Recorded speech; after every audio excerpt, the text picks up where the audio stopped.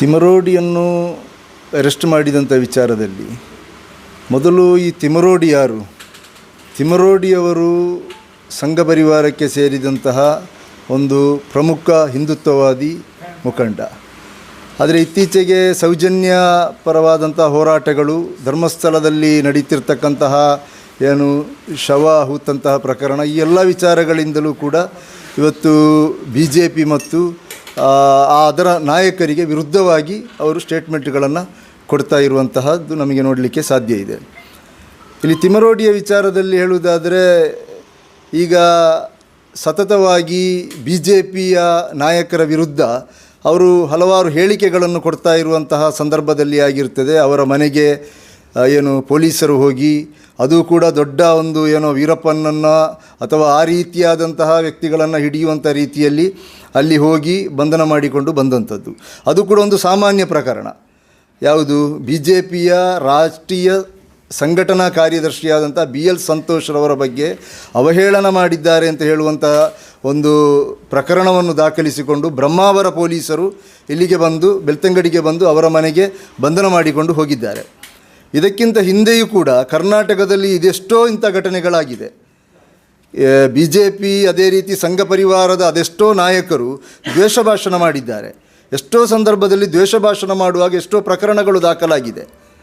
ಇದಕ್ಕಿಂತ ಹಿಂದೆಯೂ ಕೂಡ ಇಲ್ಲಿ ಸೂಲಿಬೆಲೆ ಇರ್ಬೋದು, ಅಥವಾ ಜಗದೀಶ್ ಕಾರಂತ ಇರ್ಬೋದು, ಅಥವಾ ಆ ರೀತಿಯಾದಂತಹ ಬೇರೆ ಬೇರೆ ನಾಯಕರು, ಪುನೀತ್ ಕೆರೆಹಳ್ಳಿ ಇರ್ಬೋದು, ಈ ರೀತಿಯಾದಂತಹ ಪ್ರವೋಕ್ ಮಾಡುವಂತಹ, ಅದೇ ರೀತಿ ಏನು ಟಾರ್ಗೆಟ್ ಮಾಡುವಂತಹ ಮುಸ್ಲಿಮರನ್ನಾಗಿರ್ಬೋದು ಅಥವಾ ಕಾಂಗ್ರೆಸ್ ನಾಯಕರನ್ನಾಗಿರ್ಬೋದು ಟಾರ್ಗೆಟ್ ಮಾಡುವಂಥ ಹೇಳಿಕೆಗಳನ್ನು ಕೊಡ್ತಾ ಬಂದಿದ್ದರು. ಎಷ್ಟು ಕ್ರಮ ಕೈಗೊಂಡಿದ್ದಾರೆ? ಇಲ್ಲಿ ಸೂಲಿಬೆಲೆ ಅಂತವರು ಇವರ ಮೇಲೆ, ಯಾರ ಮೇಲೆ? ಮಲ್ಲಿಕಾರ್ಜುನ ಖರ್ಗೆಯ ಮೇಲೆ, AICCಯ ರಾಷ್ಟ್ರೀಯ ಅಧ್ಯಕ್ಷರಾದಂಥ ಮಲ್ಲಿಕಾರ್ಜುನ ಖರ್ಗೆಯ ಮೇಲೆ ಹೇಳಿಕೆಯನ್ನು, ಅವಹೇಳನಕಾರಿಯಾದಂಥ ಹೇಳಿಕೆಯನ್ನು ಕೊಟ್ಟಿದ್ದಾರೆ. ಅವರ ಮೇಲೆ ಯಾವ ಕ್ರಮ ಕೈಗೊಂಡಿದ್ದಾರೆ? ಯಾಕೆ ಅವರ ಬಳಿಗೆ ಪೊಲೀಸರು ಹೋಗಲಿಲ್ಲ? ಮೊನ್ನೆ ಸದನದಲ್ಲಿ ಮಾತನಾಡುವಾಗ ಒಂದು ವಿಡಿಯೋವನ್ನು, ಎಡಿಟಿಂಗ್ ವಿಡಿಯೋವನ್ನು ತೋರಿಸಿಕೊಂಡು ಅಲ್ಲಿ ಚರ್ಚೆ ಆಗಿದೆ. ಆ ಚರ್ಚೆ ಆಗುವಾಗ ಅಲ್ಲಿ ಏನಾಗಿದೆ ಅಂತ ಹೇಳಿದರೆ, ಮಾನ್ಯ ಗೃಹ ಸಚಿವರು ಹೇಳಿದರು, ಇಲ್ಲ ಇದನ್ನು ಕೂಡಲೇ ನಾವು ಇವರ ಮೇಲೆ ಆ್ಯಕ್ಷನ್ ತಗೊಳ್ತೇವೆ, ಇವತ್ತೇ ಸಾಯಂಕಾಲದೊಳಗೆ ಕ್ರಮ ತೆಗೆದುಕೊಳ್ತೇವೆ ಅಂತ. ಆದರೆ ಸ್ವಲ್ಪ ಕಳೆಯುವಾಗ ಗೊತ್ತಾಯಿತು, ಇಲ್ಲ ಇದೊಂದು ಎಡಿಟಿಂಗ್ ವಿಡಿಯೋ ಅಂತ. ಇದು ಅವತ್ತಿನ ಶಾಸಕ, ಅಲ್ಲಿನ ಶಾಸಕರಾದಂತಹ ಹರೀಶ್ ಪೂಂಜಾರ್ ಅವರು ಹೇಳಿದ್ದನ್ನು ಸಮರ್ಥಿಸಿಕೊಂಡು ತಿಮರೋಡಿ ಹೇಳಿದಂತಹ ಒಂದು ಹೇಳಿಕೆ ಅಂತ ಹೇಳುವಂಥದ್ದು ಅವತ್ತಲ್ಲಿ ಅದು ಇದಾಯಿತು, ಗೊತ್ತಾಯಿತು, ಪ್ರೂವ್ ಆಯಿತು. ಆ ನಂತರ ಏನಾಯಿತು ಬೆಳವಣಿಗೆ? ಅಲ್ಲಿ ತಿಮರೋಡಿಯ ಮೇಲೆ ಯಾವ ಕ್ರಮ ಕೈಗೊಳ್ಳಬೇಕು ಅಂತ ಹೇಳಿದ್ದಾರಾ, ಅದು ಹರೀಶ್ ಪೂಂಜಾ ಅಂತ ಹೇಳುವಾಗ ಯಾಕೆ ಅದು ತಣ್ಣಗೆ ಆದಂಥದ್ದು? ಆಯಿತು, ಈ ಹರೀಶ್ ಪೂಂಜಾ ಆರೋಪ ಮಾಡಿದ್ದಾರೆ, 2 ವರ್ಷಗಳ ಹಿಂದೆ ಹರೀಶ್ ಪೂಂಜಾ ಮಾಡಿದಂಥ ಆರೋಪ. ಇವತ್ತು ಏನು BL ಸಂತೋಷನ ಮೇಲೆ ಒಂದು ವ್ಯಕ್ತಿಗತವಾದಂಥ ಅವಹೇಳನ ಮಾಡುವಂಥ ರೀತಿಯಲ್ಲಿ ಇವರು ಮಾತನಾಡಿದ್ದಾರೆ ಅಂತ ಹೇಳಿ ಇವರ ಮನೆಗೆ ಈ ರೀತಿಯಾಗಿ ಪೊಲೀಸರು ಬಂದು ಬಂಧನ ಮಾಡಿಕೊಂಡು ಹೋಗುವುದಾದರೆ, ಒಬ್ಬ ಮುಖ್ಯಮಂತ್ರಿಯನ್ನು, ಈ ರಾಜ್ಯದ ಗೌರವಾನ್ವಿತ ಮುಖ್ಯಮಂತ್ರಿಗಳು 24 ಕೊಲೆ ಮಾಡಿದ್ದಾರೆ ಅಂತ ಈ ಹರೀಶ್ ಪೂಂಜಾ ನೇರವಾಗಿ ಆರೋಪ ಮಾಡಿದ್ದಾರೆ. ಆ ಹರೀಶ್ ಪೂಂಜಾನ ಮೇಲೆ ಕ್ರಮ ಯಾಕೆ ಕೈಗೊಳ್ಳಲಿಕ್ಕೆ ಸರ್ಕಾರಕ್ಕೆ ಸಾಧ್ಯವಾಗಲಿಲ್ಲ?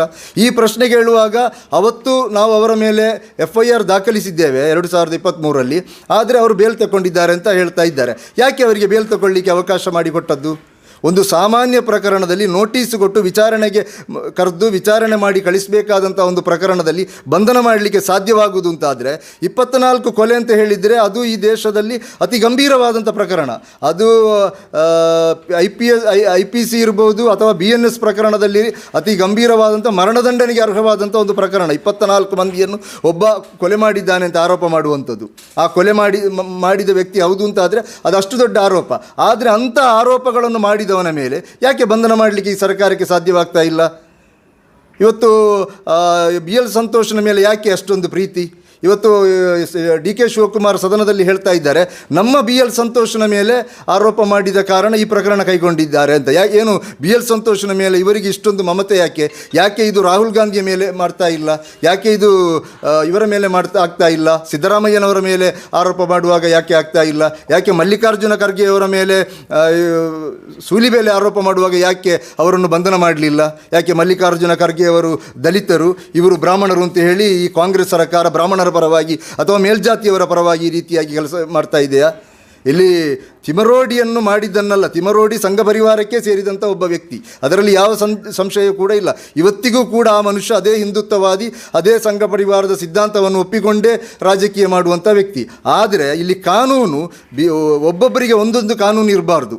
ಹಿಂದೆ ಇಲ್ಲಿ ಮುಸ್ಲಿಮರ ವಿರುದ್ಧ ದ್ವೇಷಭಾಷಣ ಮಾಡಿದಂತಹ ಪ್ರಕರಣಗಳು ಬಂದಾಗ ಕಲ್ಲಡಕ ಪ್ರಭಾಕರ ಭಟ್ ಇಲ್ಲಿ ಮುಸ್ಲಿಂ ಮಹಿಳೆಯರ ಬಗ್ಗೆ ಅವಹೇಳನಕಾರಿಯಾದಂತಹ ಭಾಷಣಗಳನ್ನು ಮಾಡುವಾಗ ಎಷ್ಟೋ ಪ್ರಕರಣಗಳು, 100 ಪ್ರಕರಣ ಈ ರಾಜ್ಯದಲ್ಲಿ ದಾಖಲಾಗಿದೆ. ಇಲ್ಲಿನ ಹಿರಿಯ ವಕೀಲರು ಈ ಬಗ್ಗೆ ನ್ಯಾಯಾಲಯಕ್ಕೆ ಹೋಗಿ ಅವರನ್ನು ಬಂಧನ ಮಾಡುವಂಥ ಎಲ್ಲ ಸಾಧ್ಯತೆಗಳು ಕೂಡ, ನ್ಯಾಯಾಲಯ ಬಂಧನಕ್ಕೆ ಆದೇಶ ಕೊಡುವಂಥ ಎಲ್ಲ ಸನ್ನಿವೇಶಗಳು ಹತ್ತಿರ ಬರುವಾಗ ಸರ್ಕಾರಿ ವಕೀಲರು ಬಂದು ಇಲ್ಲ, ನಮಗೆ ಅವರನ್ನು ಬಂಧನ ಮಾಡಬೇಕಾದ ಉದ್ದೇಶ ಸರ್ಕಾರಕ್ಕೆ ಇಲ್ಲ ಅಂತ ಕೋರ್ಟಿಗೆ ಅಫಿಡವಿಟ್ ಸಲ್ಲಿಸಿದಂಥ ಉದ್ದೇಶ ಏನು? ಅಂದರೆ ಇಲ್ಲಿ ಕೇಳಬೇಕಾದ ಸರ್ಕಾರದ ನಿಲುವು ನಮಗೆ ಸ್ಪಷ್ಟವಾಗಬೇಕು. 135 ಸೀಟುಗಳೊಂದಿಗೆ ಸಂಪೂರ್ಣ ಬಹುಮತದೊಂದಿಗೆ ಅಧಿಕಾರಕ್ಕೆ ಬಂದಂತಹ ಕರ್ನಾಟಕದ ಕಾಂಗ್ರೆಸ್ ಸರ್ಕಾರ ಯಾಕೆ ಈ ರೀತಿಯಾದಂತಹ ಬ್ಯಾಲೆನ್ಸಿಂಗ್ ರಾಜಕೀಯ ಮಾಡ್ತಾ ಇದೆ? ಸಂಘ ಪರಿವಾರಕ್ಕೆ ಹೆದರಿಕೊಂಡು ಅವರ ಮುಂದೆ ಮಂಡಿಯೂರುವಂತಹ, ಅವರ ಮುಂದೆ ಬಗ್ಗುವಂತಹ, ಅವರ ಪ್ರಪೋಕಾಂಡಗಳಿಗೆ ಬಹಳ ಸುಲಭವಾಗಿ ಬಲಿಯಾಗುವಂತಹ ಇಂತಹ ಒಂದು ನಾಚಿಕೆ ಇಲ್ಲದಂತಹ ಬಹಳಷ್ಟು ನಾಚಿಕೆಗೇಡಿನ ಒಂದು ರಾಜಕೀಯವನ್ನು ಈ ರಾಜ್ಯದಲ್ಲಿ ಮಾಡ್ತಾ ಇದೆ ಸಿದ್ದರಾಮಯ್ಯರವರ ನೇತೃತ್ವದ ಸರ್ಕಾರ. ನಮಗೆ ಪ್ರಶ್ನೆ ಕೇಳಲಿಕ್ಕೆ ಇರುವಂಥದ್ದು ಇಲ್ಲಿ ಸರ್ಕಾರದ ಮುಂದೆ. ಇಲ್ಲಿ ಧರ್ಮಸ್ಥಳದಲ್ಲಿ ಇಷ್ಟೆಲ್ಲ ಘಟನೆಗಳಾಗುವಾಗಲೂ ಕೂಡ SITಯನ್ನು ರಚನೆ ಮಾಡಿ, ಒತ್ತಡ ಬಂದು SITಯನ್ನು ರಚನೆ ಮಾಡುವಾಗಲೂ ಕೂಡ ಇಲ್ಲಿ DK ಶಿವಕುಮಾರ್, ಇಲ್ಲಿನ ಕರ್ನಾಟಕದ ಉಪಮುಖ್ಯಮಂತ್ರಿಗಳಾದ DK ಶಿವಕುಮಾರ್ ಅವರು ಧರ್ಮಸ್ಥಳದ ವಿರುದ್ಧ ಒಂದು ಷಡ್ಯಂತ್ರ ನಡೀತಾ ಇದೆ ಅಂತ ಹೇಳುವಂಥ ರೀತಿಯಲ್ಲಿ ಆ ಪ್ರಕರಣದ ತನಿಖೆಯನ್ನು ದಿಕ್ಕು ತಪ್ಪಿಸುವಂತಹ ಅಥವಾ ಜನರ ವಿಚಾರಗಳನ್ನು ಡೈವರ್ಟ್ ಮಾಡುವಂಥ ರೀತಿಯಲ್ಲಿ ಅವರು ಹೇಳಿಕೆಗಳನ್ನು ಕೊಡ್ತಾ ಇದೆ. ಇವರ ಉದ್ದೇಶ ಏನು ಅಂತ ಹೇಳುವಂಥದ್ದು ನಮಗೆ ಅರ್ಥ ಆಗಬೇಕು. ಕರ್ನಾಟಕ ರಾಜ್ಯ ಕಾಂಗ್ರೆಸ್ ಸರ್ಕಾರ ಯಾರ ಪರವಾಗಿದೆ? ಕಾನೂನಿನ ಪರವಾಗಿದೆಯಾ? ಇಲ್ಲಿ ಕಾನೂನುಗಳು ಎಲ್ಲರಿಗೂ ಒಂದೇ, ಅದು ಸಂಘ ಪರಿವಾರಕ್ಕೂ ಒಂದೇ ಕಾನೂನು, BJP ನಾಯಕರಿಗೂ ಒಂದೇ ಕಾನೂನು, ಕಾಂಗ್ರೆಸ್ ನಾಯಕರಿಗೂ, ಇಲ್ಲಿರ್ತಕ್ಕಂಥ SDPIಯವರಿಗೂ, ಮುಸಲ್ಮಾನರಿಗೂ, ಹಿಂದೂಗಳಿಗೂ ಕಾನೂನು ಒಂದೇ ರೀತಿಯಾಗಿರಬೇಕು.